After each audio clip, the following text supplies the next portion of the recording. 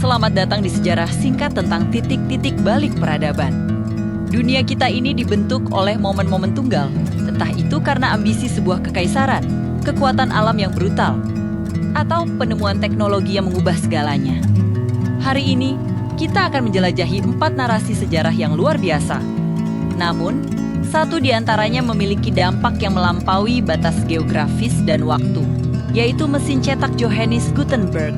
Tapi, sebelum kita menyelam ke revolusi informasi, mari kita lihat bagaimana ambisi kecil bisa menciptakan dampak global yang masif. Inilah Portugal, sebuah negara kecil di tepi Atlantik yang membuktikan bahwa ukuran wilayah tidak membatasi pengaruhnya. Melalui era penjelajahan, Portugal menjadi motor utama di balik globalisasi pertama. Mereka tidak hanya berani berlayar ke laut lepas, mereka merekayasa ulang perjalanan laut.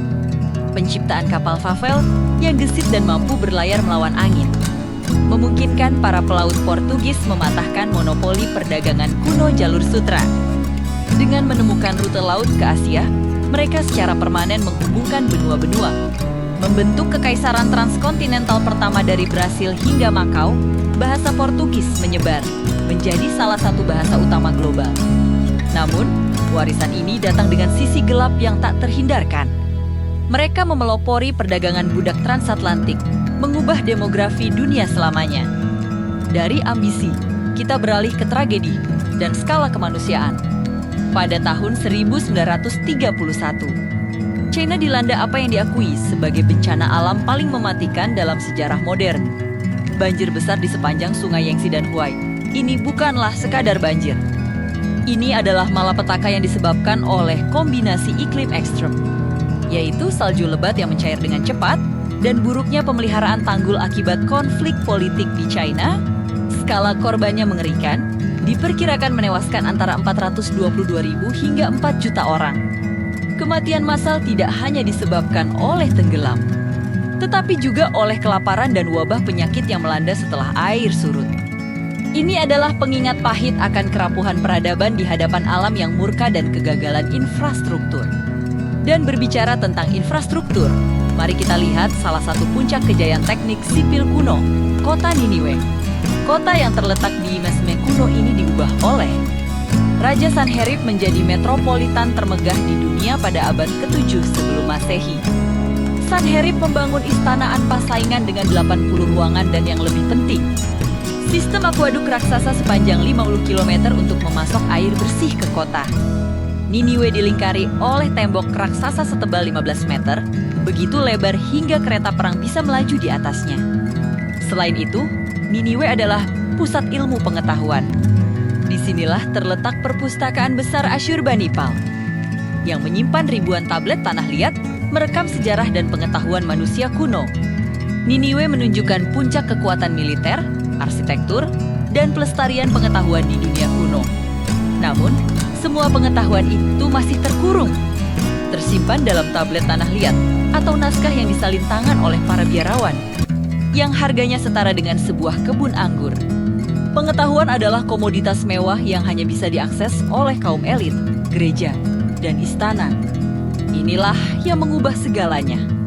Sekitar tahun 1440 di Mainz, Jerman, seorang pengrajin logam bernama Johannes Gutenberg menyelesaikan penemuan yang lebih revolusioner daripada pelayaran Portugis dan lebih berdampak daripada tembok Niniwe, mesin cetak dengan huruf bergerak.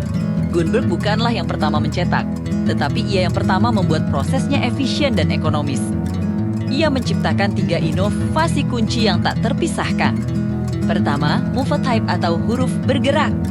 Alih-alih mengukir satu halaman penuh pada balok kayu, yang sekali pakai, Gutenberg membuat cetakan huruf logam individu yang kokoh dan bisa disusun ulang berulang kali. Ini adalah sistem modular pertama untuk informasi. Kedua, ia memodifikasi mesin pemeras anggur atau screw press menjadi mesin cetak yang mampu memberikan tekanan merata pada kertas jauh lebih cepat daripada penekanan manual. Ketiga, ia mengembangkan tinta berbasis minyak khusus.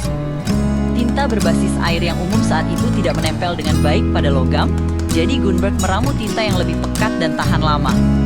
Gabungan ketiga inovasi ini mengubah buku dari harta langka menjadi produk massal. Harga buku anjlok drastis.